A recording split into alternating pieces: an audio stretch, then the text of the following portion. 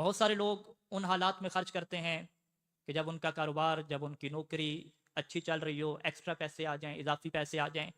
تو وہ خرچ کرتے ہیں۔ لیکن قرآن مجید نے صاحبان تقوی کا یہ تعارف ہمارے سامنے رکھا کہ اگر یہ خرچ کرتے ہیں تو فی السراء والضراء، کہ آسان حالات ہوں تو پھر بھی خرچ کرتے ہیں،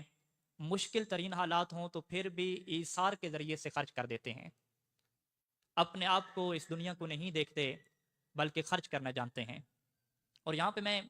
آپ کے سامنے اس بات کو واضح کروں کہ فقہی طور پہ کچھ انفاق ایسے ہیں کہ جو ہر انسان پہ واجب ہیں، کہ چاہے وہ انسان غریب ہو، مزدور طبقہ سے تعلق رکھتا ہو، ایک طالب علم ہو، اسٹوڈنٹ ہو، کچھ کماتا نہ ہو، پھر بھی اس کے اوپر خرچ کرنا پڑے گا، چاہے تھوڑا خرچ کرے، یہ اس کے اوپر واجب ہوگا۔ ابھی زکوٰۃ کا مسئلہ ہے، زکوٰۃ فطرہ کا مسئلہ ہے، تو یہ ہمارے سامنے ہے کہ زکوٰۃ فطرہ ہر کسی کے اوپر واجب نہیں ہوتی،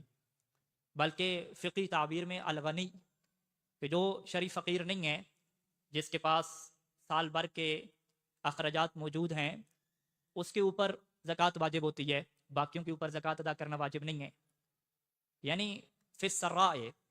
جن کے حالات آسانی میں ہیں اور وہ خوشحال ہیں، فقط انہی کے اوپر زکوٰۃ فطرہ واجب ہے، باقیوں کے اوپر واجب نہیں ہے۔ جبکہ قرآن کیا کہہ رہا ہے کہ فی السراء والضراء، کہ آسان حالات ہوں یا مشکل، دونوں میں خرچ کرتے ہیں۔ تو وہ کون سا ایسا خرچہ ہے کہ جب انسان مشکل ترین حالات میں ہو تو پھر بھی اس کے اوپر واجب ہو جاتا ہے وہ خرچ کرنا؟ وہ کون سا خرچ ہے؟ وہ خمس ہے۔ خمس ایک ایسا واجب ہے کہ چاہے انسان مزدور طبقہ سے تعلق رکھتا ہو، چاہے انسان غریب ہو، پھر بھی اس کے اوپر خمس نکالنا واجب ہو جاتا ہے۔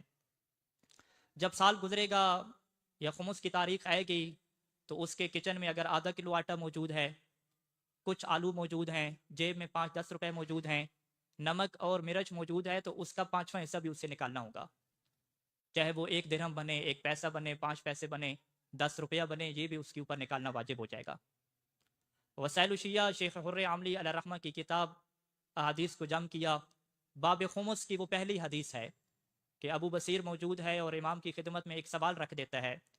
کہ مولا مجھے بتائیں کہ وہ کم سے کم عمل کون سا ہے کہ اگر ایک انسان وہ چھوٹے سا عمل کرے اور اس کے اوپر جہنم واجب ہو جائے، وہ جہنم کا مستحق بن جائے؟ فرمایا کہ من اکل من مال الیتیم درہمن، کہ جو یتیم کے مال سے 1 درہم، 1 پیسہ کھائے، تو یہ اتنا چھوٹا عمل ہے 1 پیسہ کھانا یتیم کا، کہ اس کے اوپر جہنم آ جاتی ہے، یہ جہنم کا مستحق بن جاتا ہے۔ اور پھر فوراً فرمایا کہ وَنَحْنُ الْيَتِيمُ، کہ یہ یتیم ہم آل محمد ہیں،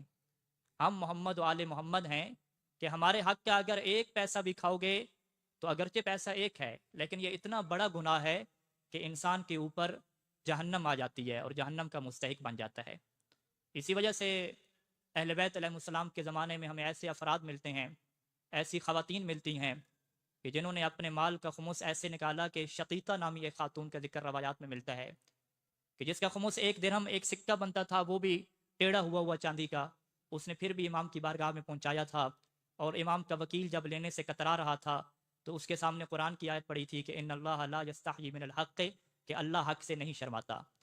اور پھر سب کے خمس کا پیسہ امام کی خدمت میں گیا تھا،